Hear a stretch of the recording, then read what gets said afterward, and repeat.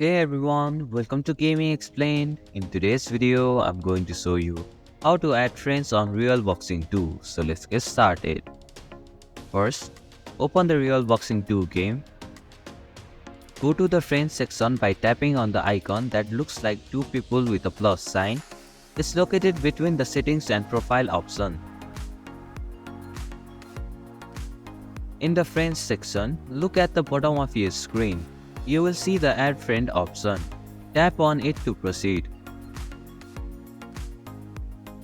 A new field will appear where you can enter your friend's ID. Type in their ID accurately to ensure you can find them. After entering your friend's ID, tap on the OK button to confirm. Finally, tap on the Add Friend option.